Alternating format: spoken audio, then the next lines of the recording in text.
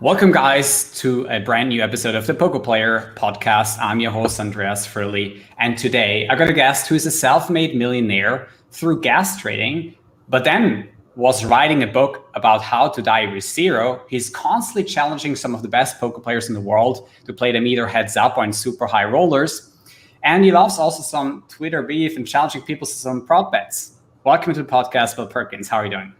I'm doing well. Thanks for having me. It's great to be here. So, I thought about some creative thing to start with on this podcast. And one of the earliest memories that I have of you, and just that one dying question that we all have for you is, what was your relationship with your school teacher? And I'm going to bring something up here. And I'm not sure if you remember it. Oh, yeah.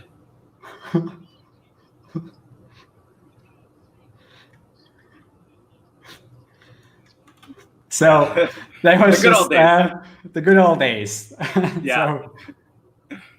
I just met him on the show, and Phil and I, Phil obviously amps up his personality. I think everybody does for TV, right? Like you want to put on a good show and you want to let it go because people don't want the reserved version of you. They want the more outrageous version of you. And I think Phil does that very well. He also thinks very highly of himself as well, but he turns it way up. And we just had a situation where, Phil was getting the worst of it and he was doing the Phil tirade. And I was just kind of like, come on, dude. You know what I mean? Everybody's got to be happy for this guy, right? Like what he was going to win was going to change his life. And what Phil's going to lose is not going to change his life, right? It's going to only just emotionally tilt him. Yeah. So we amped it up, we were saying what we wanted to say.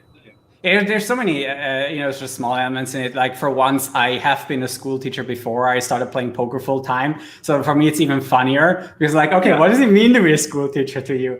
Obviously the amount of money, right? Yeah. Yes, it's about the money. It's like, you're slogging in, dealing with other people's kids and all this other kind of stuff, stressed out. It's not everybody could be a school teacher, right? And it's not the best pay, right? So there's a little bit of love of that job in there as well, right? You're doing it because you love it, hopefully because you love it, and you want to educate the children, not because you think you're going to get rich or it has this fantastic pay. Yeah, compared to Europe, the US doesn't really pay school teachers that well. In Switzerland, where I grew up, the school teacher salaries is actually quite high, even compared to other jobs that you could have. It's pretty good. So that's like in the US, you definitely have to be in there for the passion and not for the salary. And I'm not saying it's like a terrible salary. I'm just saying like relative to what we're gambling there and what he's making, it's a big number, right? Mm-hmm. And these are big numbers flying around. Yeah, and that whole situation brings me over to the whole berating thing, and also that's happening on Twitter with the betting. And like on Twitter, everyone's berating everyone. I'm sure you have been berated quite a bit in the last couple of months, taking like some stances on, for example, the heads-up challenge between Doug Polk and Daniel Negreanu, saying that you're going to be willing to bet a lot of money on Daniel Negreanu at a 4-1 underdog. So how was that? Yeah, I mean, the whole idea is how good is Daniel going to get, right? And so a lot of people know Daniel as a tournament player and not a heads-up specialist, right? Like not his game. He's not out there. And Doug is one of the best, right? Top 5, top 10 heads-up players out there. Let's put it at that. So yes, can Doug improve his game? Yes, but he has not that much room for improvement. So the bet is really, how good is Daniel going to get, right? How good can Daniel get in a short period of time?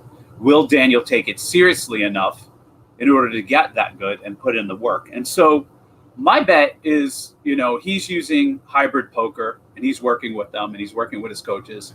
And my bet is basically this accelerated learning program that they have and the way to break down the game tree for him so that he can execute at a very high level. That's my bet. It's not like Doug sucks or Doug is whatever. Doug is great. Doug's a very good poker player, a great heads-up poker player. But I just believe that Daniel can narrow the gap to be inside 4-1. The variance, the 95% confidence interval for 25,000 hands is 40 buy-ins, plus or minus 40 buy-ins. right? And as the variance goes up, the odds are 3-1, but it's highly volatile. It's easier for the underdog to clip it and win. So I just think it's like a good spot to be in. Do I think Daniel is super favorite or whatever? No. Do I think 4-1 is too much? Yes. And so I like getting the odds. Yeah, so you're pretty much mentioning some of the prerequisites for a good bet, right? You say that you have certain kind of information because you're also talking to these guys that other people also don't have. And correct. On the other hand, I thought from not only my perspective, but general online poker players' perspective who took a stance against that, I think it's also fair to say that we have at least some information with like the passing of time, maybe the way Doug approaches poker and the way he has been able to beat players in the past for 8 BB per 100 and more. And some of them were, extremely good at poker. Some of his, and he beat someone like Sauce heads up back in the days. And that's, I think, a pretty good. It's not the whole picture, as you say. You want to have as much information as possible, and that includes information about Daniel Negreanu as well. So if you didn't have any information about Daniel Negreanu and just having information about Doug Polk, you couldn't really bet too high or too big of your net worth on Doug's side. It would be quite unreasonable. And on the other hand, like one of the big pointers that I found against Daniel is the time. I think the 1 and 2 months. I mean, Daniel always mentioned that he's really quick about adapting and learning with software, et cetera, and getting to the level that he needed to. But I think that 1 and 2 months is actually very short compared to the millions of hands that Doug used to play in this format, or at least a million. But there's definitely asymmetry of information out there. Like there's the world of people looking at everything that Doug has done is out there. I can download out there. I have a database, or I could pull a database of every single hand that Doug has played that's recorded out there. And I can analyze it, and I can look at what he does, et cetera, and say, this is how good he is versus X, Y, and Z, right? What they don't have is, what is the training program that Daniel's using? How quick can you learn? How is it reinforcing learning, et cetera? And also, if you look at the format of this match, right? It's not like they sit down and play 25,000 hands. They play 2 hours at a time. They play 350 to 400 hands at a time, right? And so Daniel is still getting better as the match goes on. So wherever he starts, right, whatever you want to call him, right, if you want to call him terrible or whatever, he's not as terrible at the beginning. So there's also the structure of the match that I think favors the underdog, right? And so, I'm okay with people spouting off on the information that they have about, what their opinion is. The problem is there's a very critical piece of information that they have no clue and they can't see that I know, and I see every match after every match and what's going on and how hard Daniel's working and what he's using and what he's learning, And so that's what I'm betting on, I mean, these guys are betting on history, and I mean, sometimes that works. Yeah, there's also with that kind of information that he could have, it can go both sides, by the way, that people, if they think they know one of the players really well and what he's capable of, that creates also overconfidence one way or the other, right? It's also, it could go both ways. I think that... Yeah, it definitely could go both ways. It's just, Doug is probably, I don't know, Doug can definitely get better. Everybody in poker can get better, right? But he's... The percentage increase is not going to be as great as Daniel getting better, right? And then I have the secret tools, whatever that he's using, that'll eventually come out. That I believe in this accelerated learning program, and I especially believe in an accelerated learning program for somebody that's been playing poker for 25 years, right? As a professional, they're going to be even more accelerated than, say, myself, right? And somebody who's actually motivated. My biggest fear, and why I didn't bet more earlier on, was I was like, oh my gosh, is Daniel going to really take this seriously? Right? Because you got to want it, right? You're going to be hungry. Yeah, if you put enough money on the line, you'll see a fat guy turn into a skinny guy, a guy turn into a muscle man. I've seen what happens when you put enough motivation on the line. People do spectacular, incredible things. And the rest will just be variance, right? At the end of the day, it's really going to be hard to pull pick the signal out of the noise in this match, no matter who wins, right? Like, even if Daniel crushes Doug, I won't be able to definitively say that he's significantly better than Doug, right? Until you look at all the hands or whatever and understand what the decision process is, because there's just so much variance, even with 25,000 hands. But I wouldn't lay 4-1 either way, anyway, with anybody with this tool to study. That's just me. I could be wrong. Okay. It's also interesting to me always when I make this bet, or before I made my bet, which was not that large at all. Right. But what I also looked at is what do other people who actually have played Doug before the match, and what do other heads-up specialists think is possible in terms of win rate, even though someone else has a good team to study with. And yeah, I mean, I was pretty confident that 4-1 for Doug was still a pretty decent bet, because also what other people like Kevin Rabichow were saying and other heads-up specialists, that it was still within reason to reach that win rate. And time's going to tell and how this challenge is going to turn out. I'm excited. I also, just in like 2 hours or so, 3 hours, we're going to have a next 2 hours. And I agree with you with the 2 hours. It's really good for Daniel that it's not longer, because Doug's used to a long match, right? And I think limiting it to 2 tables only and having 2 hours, I think is something that Daniel, in my opinion, should keep that way, and not like extend the sessions for too long, because that's going to be favoring Doug with also the playing experience, because I think these matches are tough for your brain too. Yeah, there's a lot of questions you get asked when you play 400 hands, right? And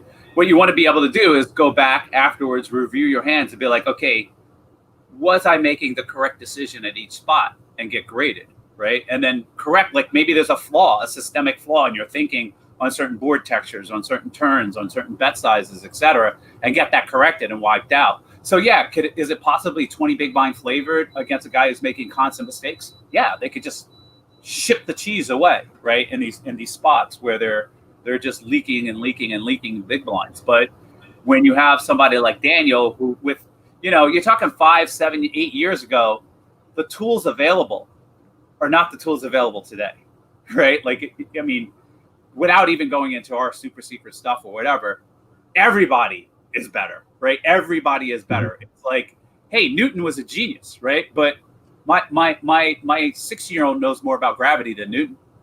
You see what I'm saying? And so as the information progresses, it's much easier for people to be better than the wizards of the past with the current tools. Now, granted, the wizards are getting better too, but that gap is shrinking and shrinking and shrinking. In the future, poker will die, become tic-tac-toe, right? Everybody will be just basically flipping coins. Right. Everybody will. It will be basically a contest between who studies the most.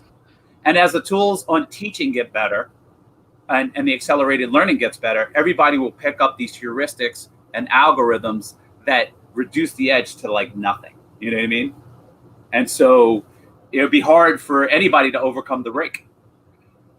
Yeah, it's actually, for me, the way I see it is like it could be like a tipping point in the future. We can't really know when it is, obviously, where too many people actually make the effort of studying very hard. And then if there are too many people who do that, then we will be at the point that you described. But also in my experience, at least for now, there's still a lot of people not enough people who are putting in the massive effort. So we're good for another few years, I think. Right. At least in PLO, for instance, it'll take some time, not just no limit. Yeah, I think.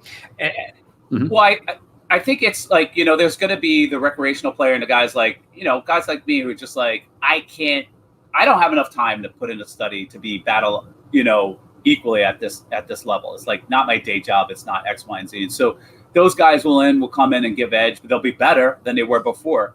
In my industry, when we first started our hedge fund, right, we had what was considered cutting edge fundamental research, right? Like nobody had it, etc.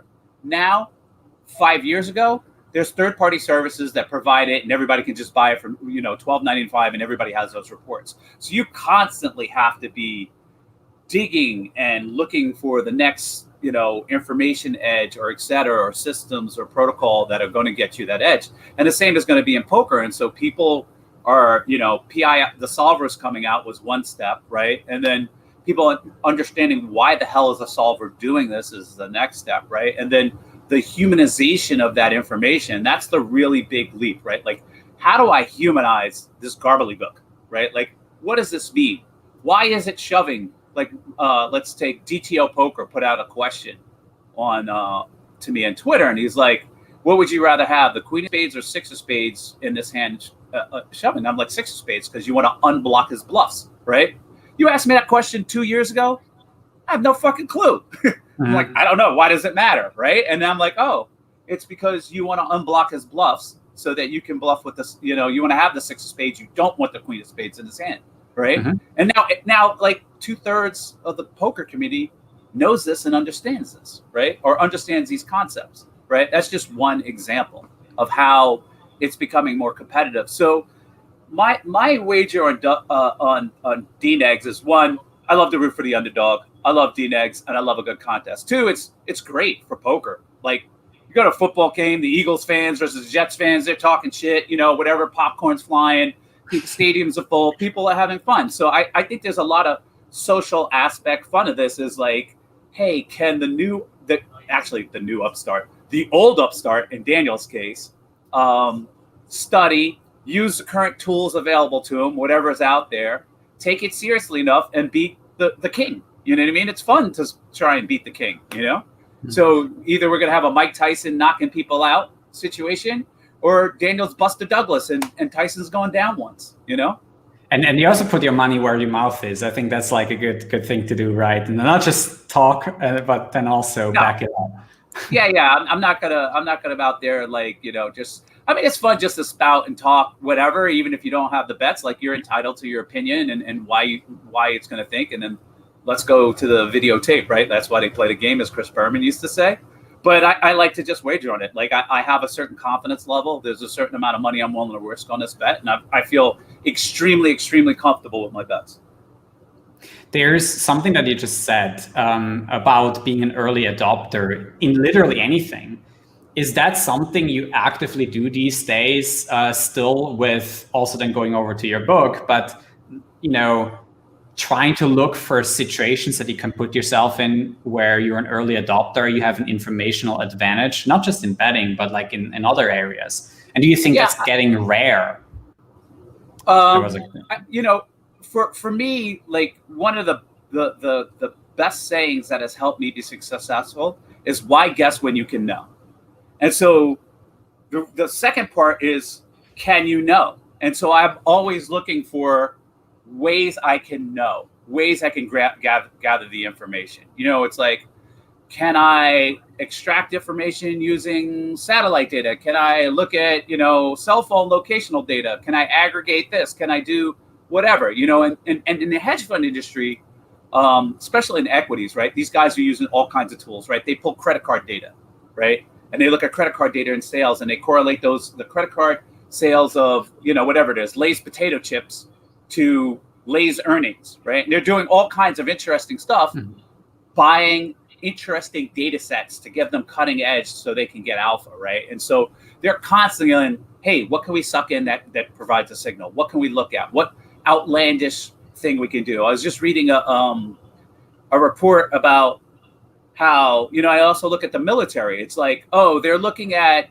using synthetic aperture radar to use the micro compression of waves on the surfaces to look at whether there's a submarine there from the water displacement, right? So they do auto encoders to compress the data and uncompress it.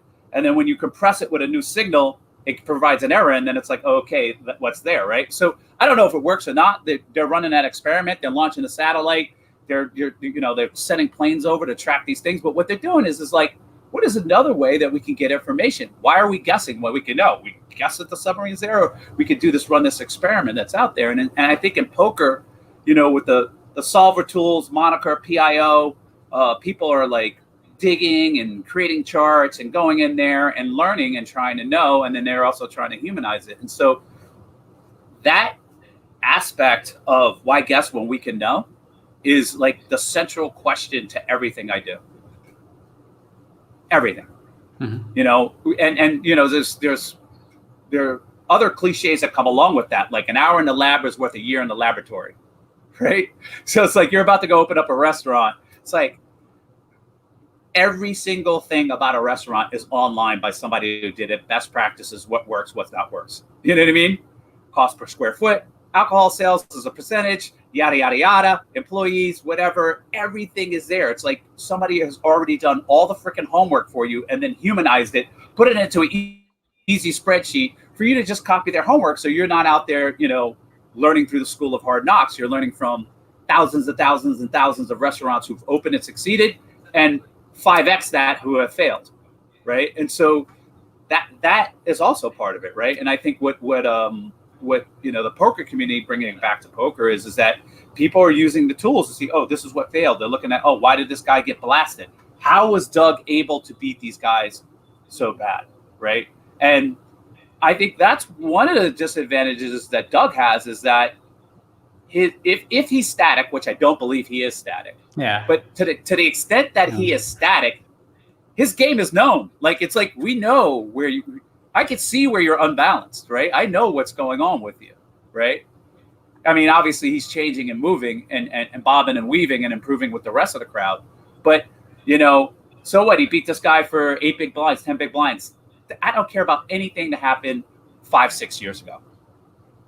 Yeah, I think that but when it comes to his heads-up game, probably what happened 6 years ago is not going to be. There might be some tendencies, but I think overall that style that he had back then, might have some influence. But in the end, he's still like a completely new player with such a large gap and so many new tools.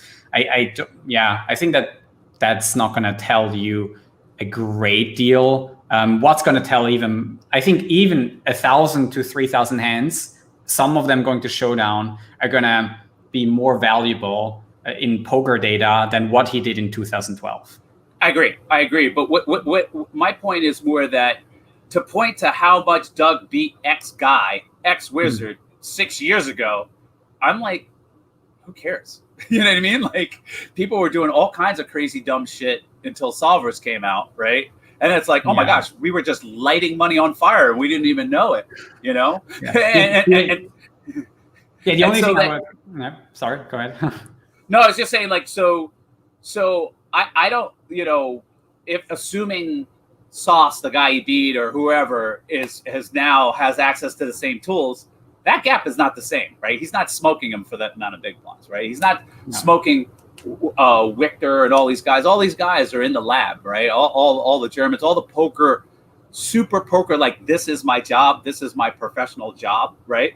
They're that gap between them is very, very, very, very, you won't be able to pull out the signal, right? It's all going to be variance. Yeah, let me say this though. I think what it proves, though, what he did 6 years ago, is not like an indication of what today, but it is an indication of his work ethic. And that is a really, really strong information point that I think influenced my betting decision as well. Because I think just the fact that he worked so hard back then, and that, you know, his nemesis shows up at the front of his door, and now he has the chance to beat him. Like, I think both of them are going to be super motivated to beat each other. For sure. That is 100. My biggest concern, wagering on this, is, would Daniel take it seriously enough? Does he care enough to, you know, being an underdog where you're supposed to lose? It's easy to just go, whatever, I'm supposed to lose, and I'm not going to study as hard. I'm not going to take it as seriously as hard. And so my biggest concern was, will Daniel stay motivated throughout this match and continue to learn? And I've been quite pleased, actually surprised at the level of Daniel's work ethic and how seriously he's taken the match, and his willingness to change. You know, it's hard. You know, when you've been doing something a certain way for a long time, and these new young wizards come out and they're like, hey, this is how the game is played. This is how the game tree works, blah, blah, blah, blah, blah. You got to stop doing X, Y, Z dumb thing, right? And they're like, no, blah, blah, blah. And they're like, guys, that's not poker. That's not even a thing. It takes a while, and it takes some vulnerability to admit that and grow, right? If you know everything, you can't grow. And so I'm not saying that's Daniel's default position, but we all have that once we get experience in our field, right? And so I'm very, very pleased with Daniel's humbleness and his respect for the game and his learning process. So if Daniel loses, he loses. So what? I'll lose. You know what I mean? He's doing his best. He's using the tools. I think I have a good bet. Fair enough.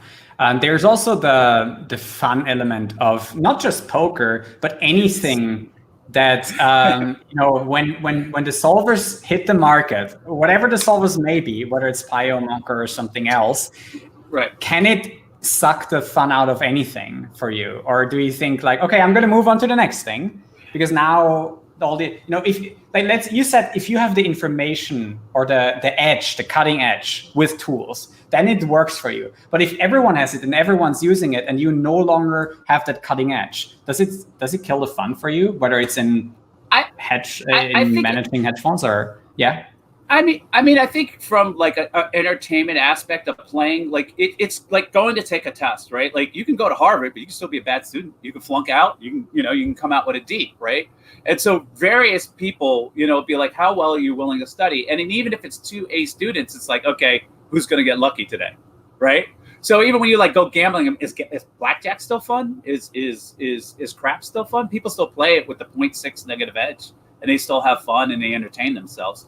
So I think if they're in an even edge game, less rake, but an even edge game, right? Like they're still going to have some fun. I think it does take some of the joy out of it or some of the fun out of it. Like, for example, if I was just like, hey, let's play 10 hours of tic-tac-toe, you may be like, Perkins, eat a bag of dicks. I'm not going to play tic-tac-toe with you for 10 hours, right?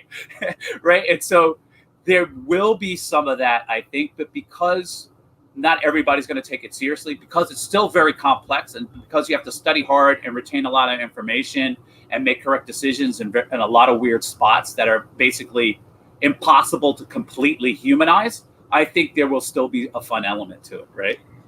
I think also that's why, in order to make it more fun again, at the highest stakes, you see all these mixed games coming up. And then people just throwing in challenges for people like drinking and other stuff and not sleeping, by the way. I hate that part. Like when people just decide, okay, let's play for 20 hours plus straight. That's just, ridiculous to me. Yeah, it's like me playing Dan Smith and speed chess, it's terrible. But when Dan Smith only has 50 seconds and I have 10 minutes, it gets a little bit interesting at 2-1, right? And so that's kind of the way you can kind of mix it up. And, the game selection will be slightly different, right? Like the Super Crusher Wizards will have to play Super Crusher Wizards, right? They're not going to get invited to my home game or the big fat LA home games out there, the games where like the significant sums of money are getting flying around there, So, but I still think that,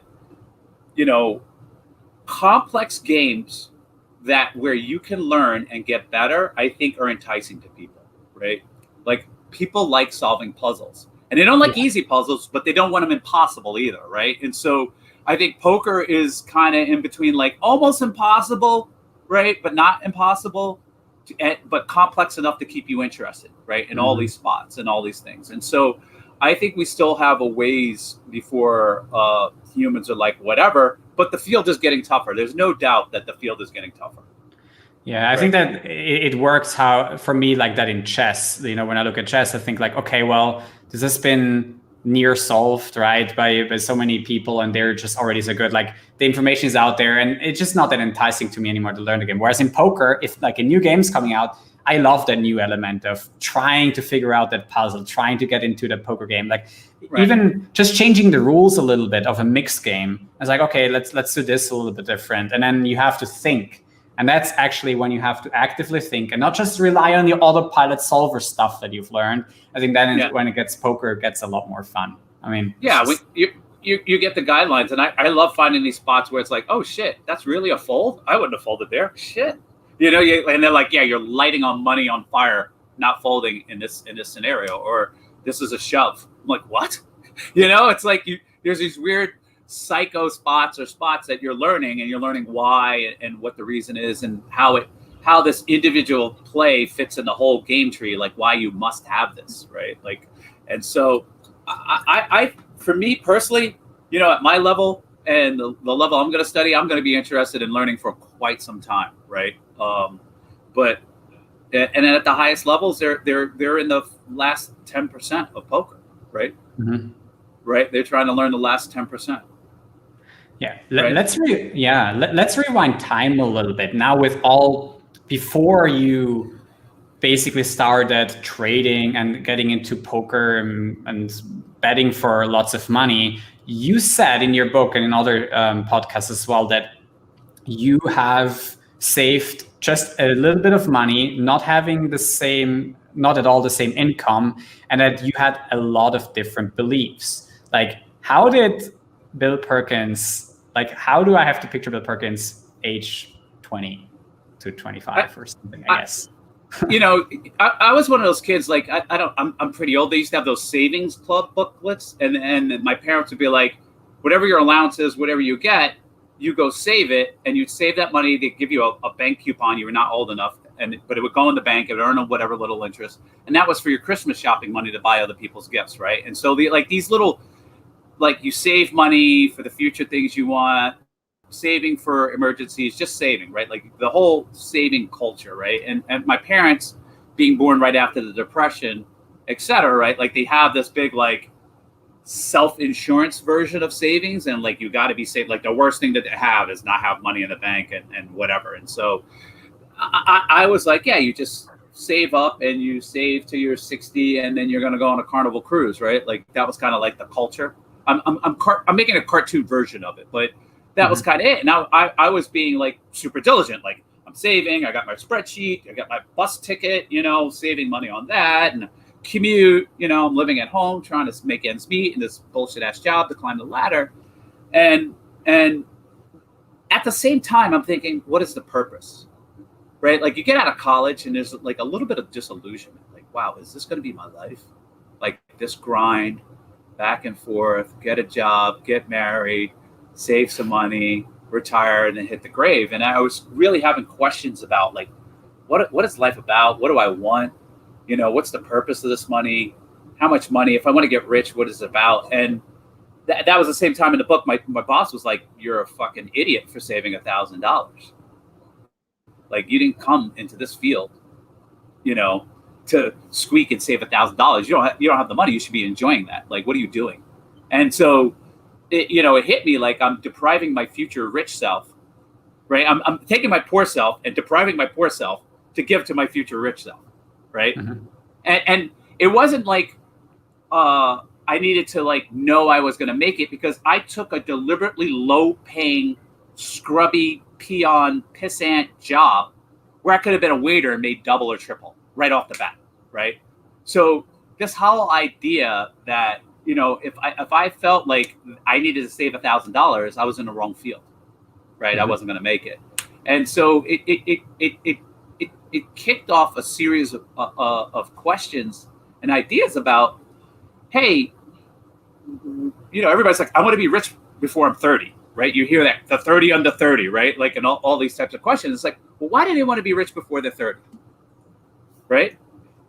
Why wouldn't you say, I want to be rich when I'm 70, right? And there's a reason, right? Like there's a utility of money, your ability to convert that money into meaningful, useful experiences where you're going to get the most out of your life.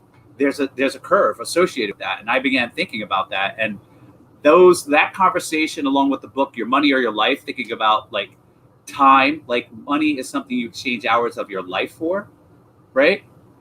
And why are you exchanging hours of your life for money? Well, first I want to survive. I want to have food and shelter. But after that, it's all these other decisions. And it's like, okay, where do these decisions go? And I was, being an ageist young guy, I was like, well, it doesn't go in the after 70 bucket. Who gives a fuck? I'm going to sit home and watch Jeopardy, right? Like, what 70-year-olds do you see in the club? Remember, this is a 20-year-old thinking, right? What 70-year-olds do you see in a club? I don't see 70-year-olds doing anything.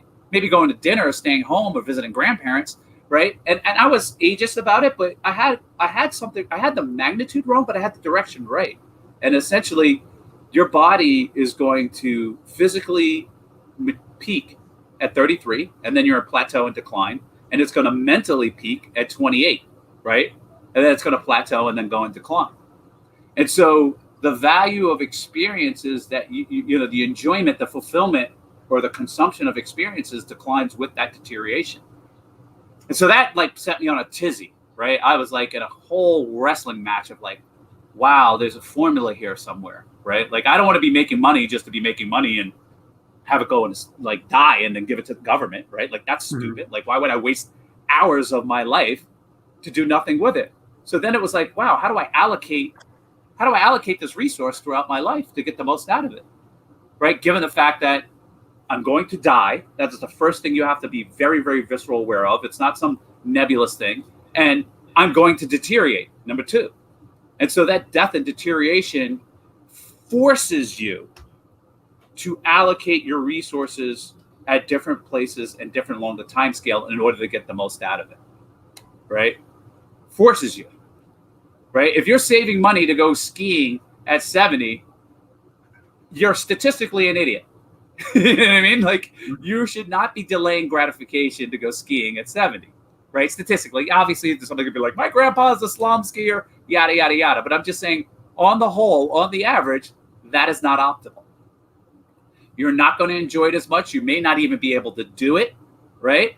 And you may not even get there, right? And so what you should be doing is allocating optimally of when you should be doing these events and series. And so I went into the rabbit hole of trying to figure this out. And it'd been, all the implications of these kind of macro thoughts of what that meant and how do I develop mental models or a mathematical model to help me optimize my life.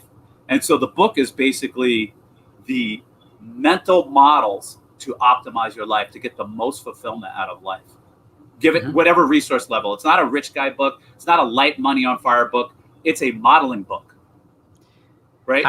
That's an interesting one, because I can imagine a lot of people that you talk to that would bring up exactly that counterpoint, that it's a rich guy's book and that it's like a results-oriented thinking that, if you manage to make all this money, you got to spend it also to enrich your life, right? But what if you don't? What if you make 45, 50K a year and you barely get to save any money anyway? And now how do you manage that? Very little money that you could save that definitely would be required to help you with retirement or a period where you don't manage to make that income anymore. Yeah. So the book talks about like, what is your minimum number you need to save in order for when your income doesn't happen, right? Like the last thing is like one day you will not have any income and you will need to live off of that, right? And I'm talking about the bare minimum. I'm not talking about you going to the movies and entertainment. I'm talking about your survival number, right? Yeah. And then we're going to allocate the rest of the money over our choices. So, there's a heavy focus on the spending of money and the allocation of resources, right? But it's a modeling book. So it speaks to the undersaver as well. And if you model your life, you're like, holy shit, I've completely undersaving. I'm fucking my future self, and I'm going to have a lot of negative experiences in the future. I need to not go on the ski trip now so that I can eat later, you know what I mean? Or I'm not panhandling on the street later, right? And so it's great to have goals, but modeling is better, right? If you're going to go to a destination, you're going to California, you'll Google map it, you'll Waze it. If you want to visit your cousin, aunts and see, a couple sites along the way, you'll add some stops and you'll be modeled the most efficient route, okay? Well, guess where the trip is going right now? You're going to the fucking grave. You, me, everybody watching this, the trip is to the grave. So what I'm trying to get people to do is model the ride so you have the best ride possible. It doesn't matter if you're going there in a Hyundai, a limo, a private fucking jet. You still got to model it to get the most out of what resources you have. So, taking that back to Joe 45,000, right? He's going to have the mental models and the ability to model his life out so he uses his resources perfectly, right? There's other books on how to get more resources, right? Think and Grow Rich and how to optimize your money and move away from this expensive city and work here. Don't buy Starbucks, make your own coffee. That's not my book, right? My book is whatever resources you have, this is how you optimize those resources to get the most ride. Yeah. So if you're riding a bike to California, you model it and you optimize the bike ride. If you're riding a car, you're flying private jet, it's the same thought process no matter what resource level you are. You want to amp your resources up, then, there's other books that are specifically written for that. You know what I mean? And that's a smart point, right? You make a complementary idea to everything that's out there already. If you had just written another book that's exactly about the same thing that everyone else is talking about, that makes no sense. You want to make a complementary point, right? That's bringing up new ideas for you to incorporate into your roadmap for life, and that's what you did. You basically gave people an idea how to allocate their money and also time to maximize their experiences in their lives, and also early, where, for example, you mentioned also the money you give to your children, right? That you rather do that early, because then maybe you can explain it to the viewers yourself. It's better than if I just talk. Yeah. So I'm going to talk. You have three resources in general: money, time, and health, in varying degrees throughout your life. And it's about how do we maximize those resources, what we have when we have a lot of money, a little money, a lot of health, no health, a lot of free time, and a lot of time. How do we distribute these over the arc of our life so we get the most out of our life, right? And it's a top level optimization, right? Each chapter can be almost its own book, right? There's sub hacks and sub optimizations to go on within that. One of the things, the biggest thing I get is, what about the kids? Like, you're going to die with zero, whatever. And to die with zero is die with zero regrets. And a rational person dies with zero money. But I'll just, cut to the punchline on the kids. It's like, money that you're giving to your kids is not your money. It's their money.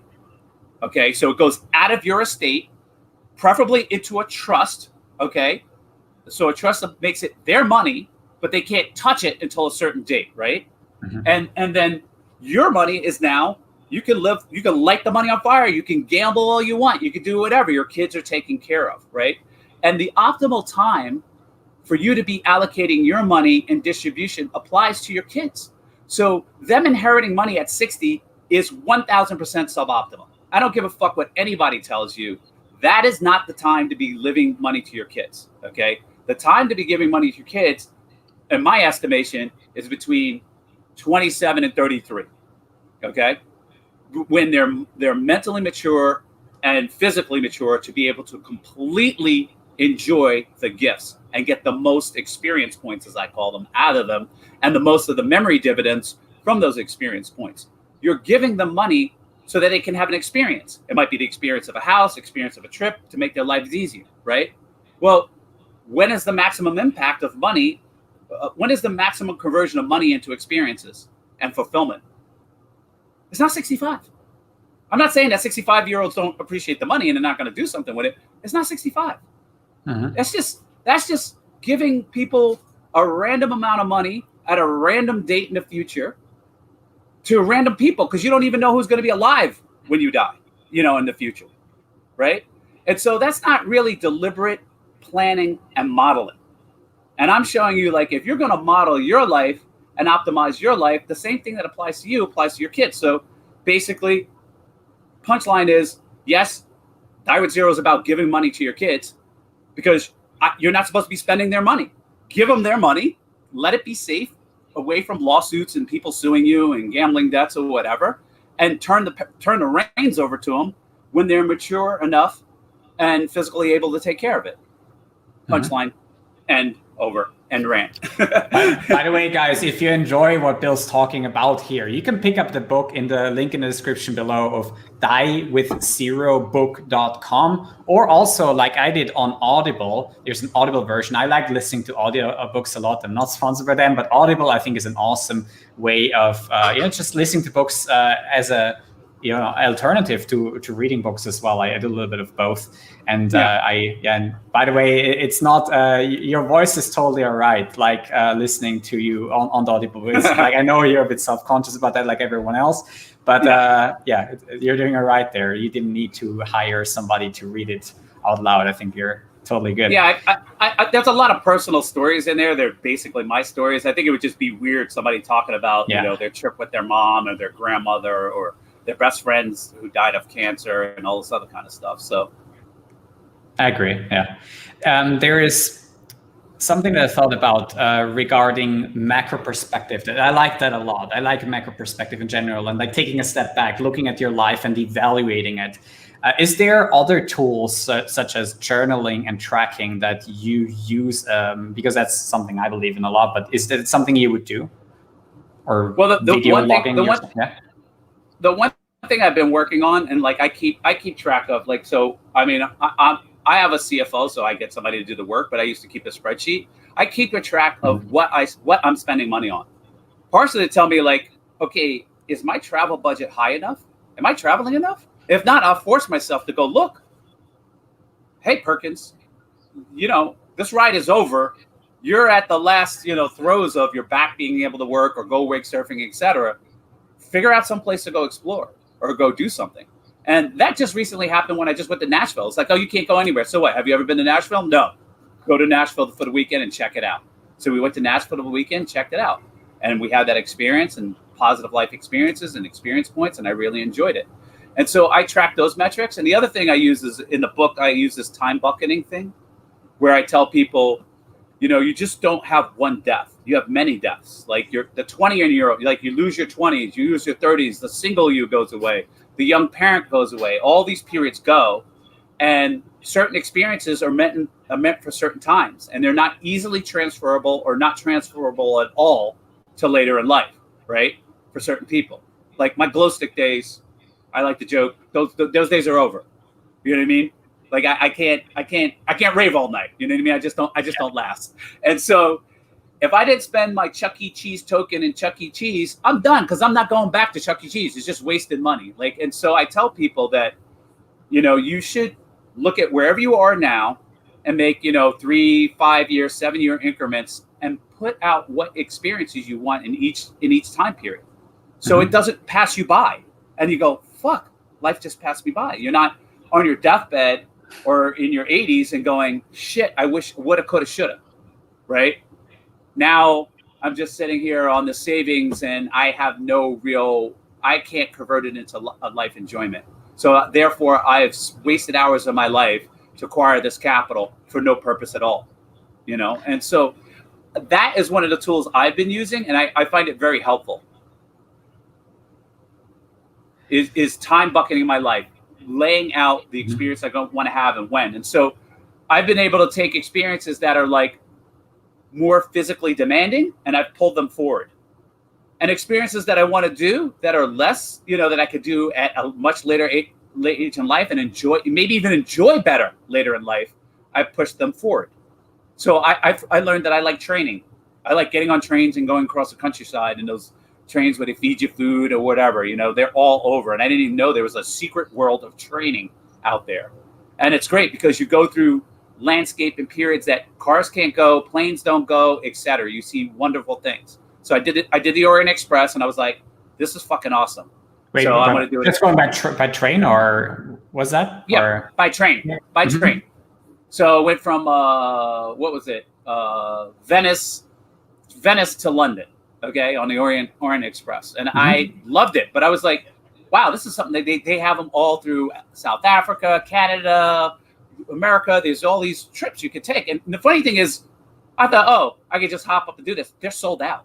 Like this is a raging thing that's going on in the world that I just cracked my head open, and I was like, this is beautiful. This is awesome. This is enjoyable. I love it.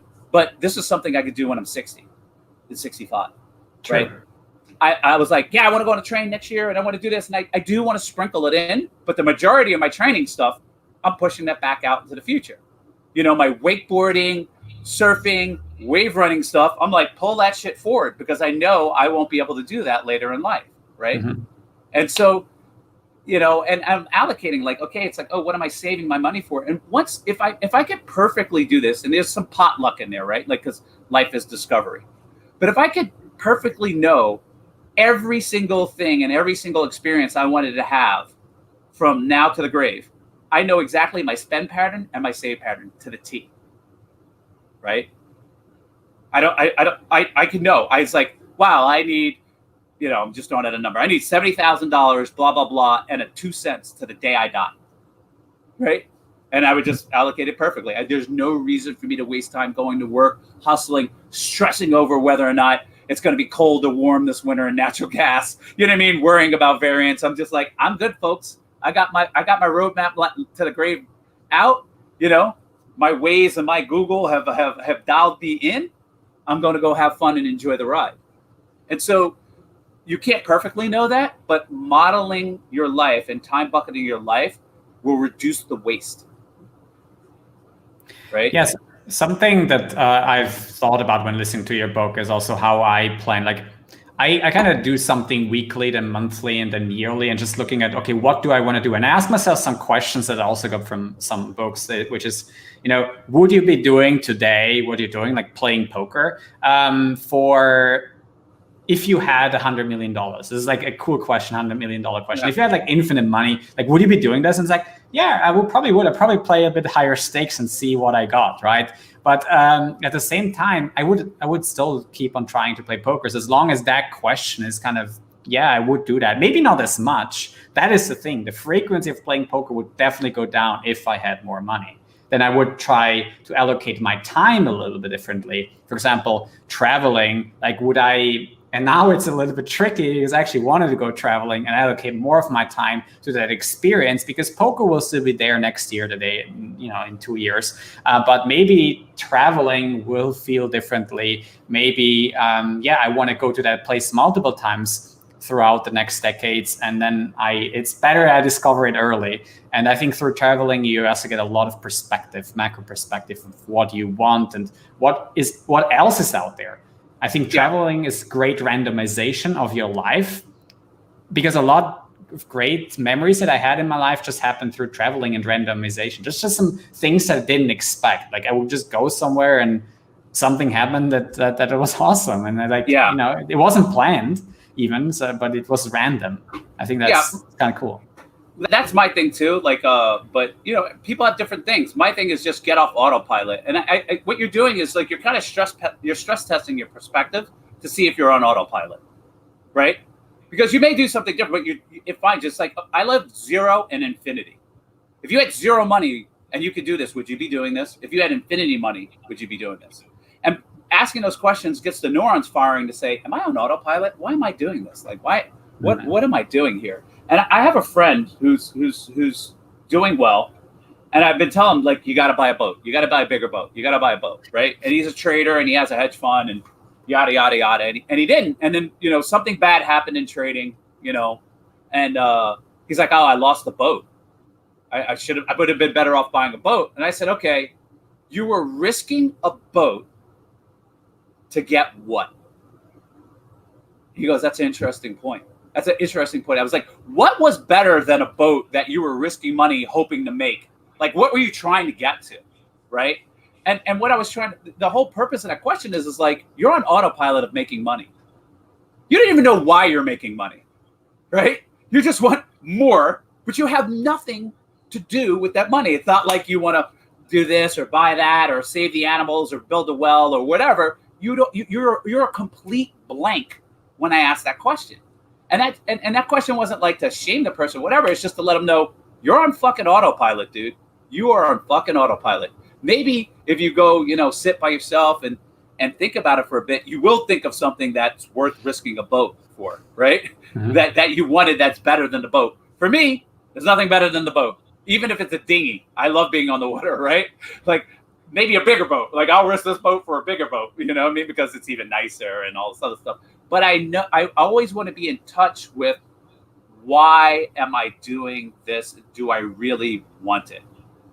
Okay. When I look back, why am I allocating my time rightly? Am I really going to be happy going out to the club tonight and hang out with my friends? Or should I stay home with my daughters and help them with their homework?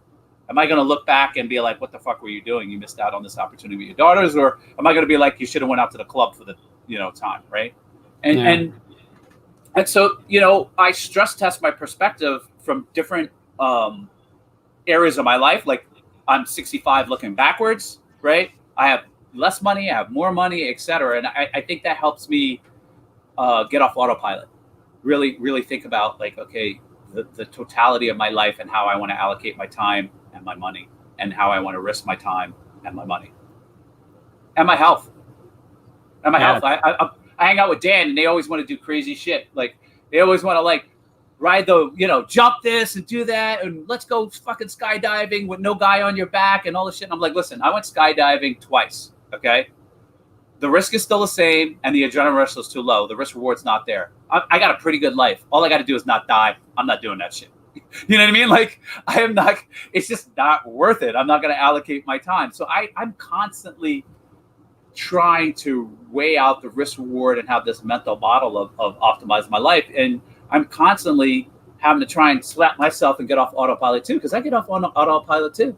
Like the Sure. chess app, speed chess. Oh my gosh, I was up till 6 a.m. playing speed chess. Like, what the hell am I doing with myself? You know what I mean? I'm addicted to this puzzle. Go to bed. So I get on autopilot just as much as the next person. Yeah, of course. Like we all have those indulgences, Yeah. like games, whether it's chess or just some video game or something we enjoy doing, and then we just put in a lot of time, and you just don't even realize it's gone. It's amazing. One of the critical questions that I had also for that book and that mindset is, I think that there's also validity to live a simple life, and also to think, and I think that most experiences that are great are free or close to free. At least if I think back, I'm 31 now, last 20 years, I think a lot of the stuff that I in my deathbed will remember and cherish those memories has been actually free or close to free. What would you say to that? I would say that's generally true. I mean, when I think about like the roaring times and the great times of my life, was I had huge obstacles, huge stresses, no money, great friends, great time, great health, right? And so I think that's generally true. I don't necessarily believe it's true for everyone. I mean, there have been times where I've been like, I'm on a super yacht and I'm like, this is better than I could have ever imagined. Like, this is amazing, right? And it's a great experience, and it's like, top 5 experiences. But I believe that since humans are social animals, right? We are wired to be social. Our eyes are designed to be social. Everything about us is designed to be social and empathetic. That, one of the sub-optimization hacks, like of like having a fulfilling life, is surrounding yourself and shared experiences with quality people that you love and enjoy, right? And so if I look at like when my relationships were strong and healthy or whatever, I had a great time. As a matter of fact, the most rapid change in my wealth when I was like crushing it and like moving up the ladder, right, as a trader, was actually absolutely the most miserable time of my life, because I was going through a breakup, right? And I was, deservedly being punished, right? And going through this breakup and just completely stressed out, had to like take off, flew to London to go on sabbatical, came back, I was just a fucking mess. I hated life for about a year about this situation until I like grew up and got over it. But it was like, wow, my interpersonal relationships are shit. My life is shit. My interpersonal relationships are great. My life is great, And so that's its own optimization, you know what I mean, on there. So like for a given resource set, time allocation, it's like, yeah, this trip is great, but if you make your relationships great and you're a nice guy and kind and your relationships are good, the trip is even better, right? You even get more experience points out of it. Mm-hmm. What do you think about when you, for example, you mentioned skydiving? I also did that once, and I think there's huge diminishing returns to experiences like that. It's like, okay, you did it once. It's like, okay, it was awesome. Like, it's like a minute, and it's like, oh, this was great. And then afterwards, you're like, yeah, but I'm probably not going to do it again. I did it twice, and I really felt the drop in the adrenaline rush, the excitement, the value proposition of skydiving went down, and the risk stayed the same. And so it's just like the risk reward ratio is completely off. I'm done. I am done. Like, it's not like I won't do risky shit. It's just got to be rewarding to compensate for the risk, right? And so I'm constantly weighing that out. And I agree with you. Skydiving, for me, has rapidly diminishing returns. Rapidly. It's not like sex, where it's like, oh, yeah, I want to go back. You know what I mean? Like, I'll take the chances, right? It's kind of like, you're not. I mean, the first time I did it, I had a hard on for a week. I felt like I was invincible. I was just like, yes, I'm not afraid of anything. And then, second time I did it, I was kind of, all right, it's great. It was fun, but so I knew the third time it's just kind of like I would almost be bored or like pissed, like why am I taking this risk? I'm not going to get that much value out of it. There's, by the way, also when it comes to the invincibility that you mentioned, a funny I mean, it's interesting. It's actually not funny, but for example, when people were bombed, then surviving a bombing attack makes you feel invincible because you're like near, you just almost got near-death experience.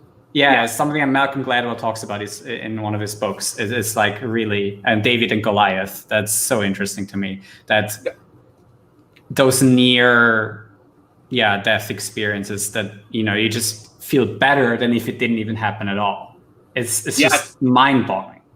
I guess it's a sense of winning. Like a lot of people, winning is an experience, and so like I have a lot of people when I debate the book and they talk about like whatever, and they're like, well, I'm trading and winning is an experience, and that's part of it, whatever. And we have this debate about like, yeah, but there's also the risk of loss associated with it and the diminishing return of it, and versus the entire world of activities you can do. You've just habituated yourself into a hobby and you refuse. You're like a heroin addict. The heroin addict is happy. You shoot me up with heroin, they're fucking happy. Now, the third party observer is like, you're wasting your life. And the heroin addict is like, I'm having a great time, right? And so I tell those guys in that situation, I was like, yeah, you're on heroin. The heroin of solving puzzles and winning in this very niche thing.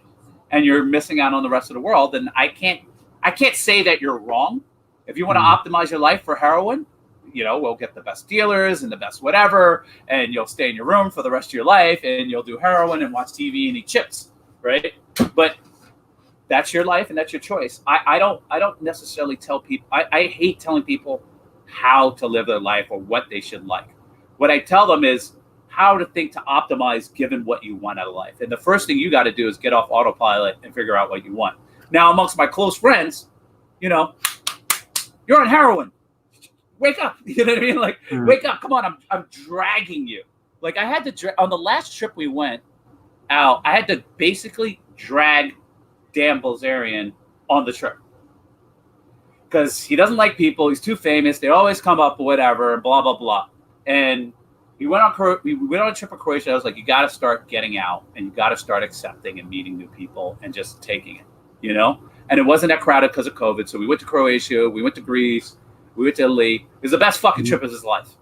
He's like, I really needed this, So some of that is, getting out of your comfort zone and exploring. Life is discovery, and you need. I believe that people need that in their life. Now, if you want to say, fuck you, Perkins, I don't want any discovery, that's fine. Let's optimize your life this way. I accept your fuck you. Let's go. But I would recommend that you throw in discovery and randomness into your life. So it will be more fulfilling. I think when it comes to these life roadmaps, people, they have, you say you hate to tell people how to live their lives, but I feel like a lot of people, they actually want to impose their roadmap on others because like there's so much trains that you can hop on, when it comes to the hedonistic lifestyle of just, right. Just living for the joy of the moment and the delayed gratification roadmap. And there's just so many in-betweens that are totally valid to an individual. And I think that, just having an open mindset of like, everyone's to their own and their decisions, but at least, I would probably be more on the delaying gratification path, but I at least listen and observe what other people are saying and doing and reconsider and reevaluate. So that way I don't really, I'm not in my tunnel and just do whatever I think is doing best. And then in the end I say, okay, maybe I was wrong. Maybe I should have partied more. And delayed gratification is a thing. It's part of everything. The question is when are you delaying to and why? And so when you're delaying to is it's a function of your biology foremost. And it's also a function of what you want out of life. Like what you want your life to be. So the thing I really, get on people, the general universe is to get off autopilot. Because once you know what you want and the things you want out of life, then we can be like, okay, you need to delay to hit this grade, then you don't delay past this point. Or you need to delay to this point and not delay to that point. So because what we don't want to have is delayed gratification to the point of no gratification, right? At its extreme, delayed gratification is no gratification, which is essentially a waste of your life. And so delayed gratification is a thing. Savings is a thing, right? It's a question of what are we saving for and to, when and why, and that's kind of what I'm hammering in the book, right? Like, let's model this out for each individual person, whatever they want out of their life. Let's model it out so we get the when and why on point, on fucking point, so that when you're 80 or whatever it is, your long life, when you're in your 80s, you're at the tail end of your life and you're looking back and you look at the model, you're like, I got every last fucking drop out of this ride that I possibly could with the resources I had. Every last drop. No fucking regrets. Zero. I am dying with zero regrets. I was on model. Yeah, variance took me here or there, whatever, but I was on fucking model. I was in touch with what I want at every point. I revised what I want on point. I remodeled and got there, and I got everything out of it. And there's no missed I love yous. There's no missed family trips. There's no, you know what I mean? There's none of that, right? None of that. There's no missed skydiving or ski trip or whatever choice, or building a well in Africa or volunteering for the Peace Corps. I didn't miss a single fucking beat. Now, obviously, nobody's going to perfectly get that and miss a single beat. But I want to do is I want to minimize your regret, right? Minimize. And when I say minimize your regret, what I mean is maximize your life, maximize your fulfillment. I think that's an amazing part to end up on that high note of minimizing the regret and maximizing your life's experiences. I have two last questions for you. First, who would you think is a great fit for this podcast, the Poker Player Podcast? Oh, wow. Who would you like to see here from the poker industry? I mean, right now, I think because it's all the rave and the feud, I think you should get both those guys on here, right? Mm-hmm. Like talking their point. But they've been out there. I think they have to play close to the vest because they're they have their strategies and their things, et cetera. I think when it's all over, it'll be really interesting to understand, at each session, what their perception is of the other person and how they were how they felt they were going to exploit them, like where they thought the flaws in each other's games were, et cetera. I think Phil Ivey, because we haven't heard from him in a while. I want to know what he's up to. What's he doing? I think Phil Ivey's, working on that deal with what is that new Asian site called? I mean, there's a YouTube channel actually, and he's had some interviews with Barry Greenstein. You should Google it. They're pretty good. Yeah. I mean, just bring him out, and I think also like, I don't know, Patrick Antonius or Gus Hansen. Like where are the I think kind of like we're all in the new guys out there and the fancy the fancy new wizards. I want to know where like the old guard is, right? The pre-solver kings. Just kind of what they're doing, what they're up to, etc. That's just my 2 cents, right? Awesome. Thanks. We'll forward your recommendation. I can get them on this podcast later or after the challenge. And where can people find you and what you do? I mean, the easiest way to like chop it up with me is Twitter. I'm at BP22 on Twitter. I'm pretty responsive. I have a Twitter addiction. I love chopping it up. I don't know why. It's just there. And that's the easiest way to get me, just like kind of debate things. I like to debate. I was on a debate club for a little bit in high school. Civil debate. I like civil debate. And I like trolls too. Sometimes you got to chalk it up and see who's the funniest with cut, like kind of like a Don Rickles insult contest. But I really like, I prefer civil discussions and no shaming. So if you want to debate, that's where you can find me. Instagram, I wouldn't DM me on Instagram. I'm not the best responding to the DMs on Instagram, etc. But I'm Perkins on Instagram. Okay. We'll post all these links in the description below. I appreciate a lot you being a guest on my show here, and hope you enjoyed it as well. Yeah, I enjoyed it. Thanks for having me. I appreciate it. Thanks for everybody out there who's listening to me blather. You know, I got a lot of words and I was able to get them out. So thank you for listening.